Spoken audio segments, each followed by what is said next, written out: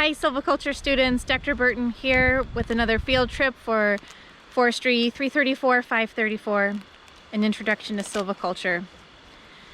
So it's week 6, and today we're going to talk about some early stand development and early stand treatments.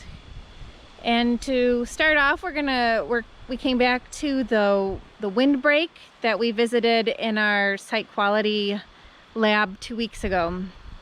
So we're in this 17-year-old Norway spruce plantation that's just entering the stem exclusion phase.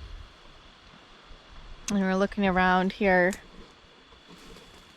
So you can see it's pretty dense. There are still some pockets of unoccupied space, suggesting that it's not quite in the stem exclusion phase yet. We also don't see any mortality yet. So it's close, but not quite in the stem exclusion phase.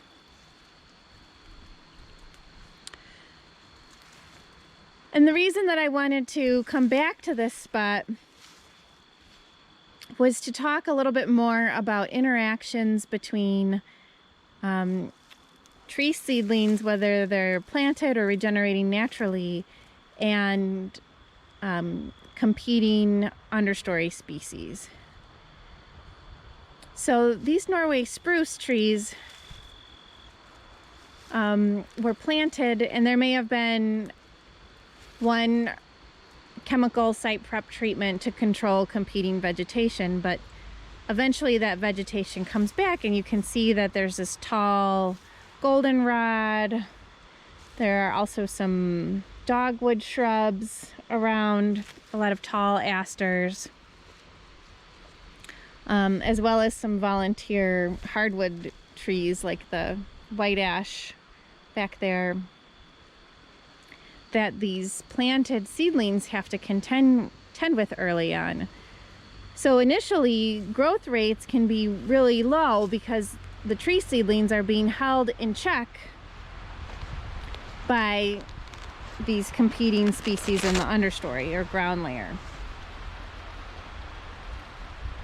And to illustrate that, I want to take a little look at height growth patterns on the Norway spruce tree. So this is a nice tree to illustrate with this. And so if we look at whorls of branches, each whorl of branches illustrates 1 year of growth.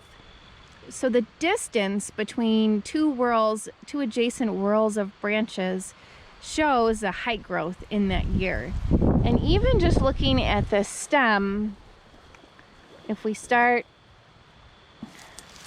near the bottom here, we can see that those whorls are very close together. And as we move up along the stem here, they're becoming increasingly distant. And once the tree is taller than this adjacent vegetation, so these goldenrods are about 3.5 feet tall, a little bit less than 3.5 feet tall, then the height growth really speeds up.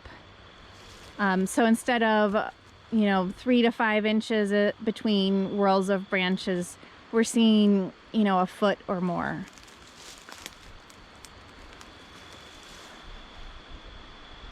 Sometimes even 2 feet once you get up taller, 2 or 3 feet taller up on the stem.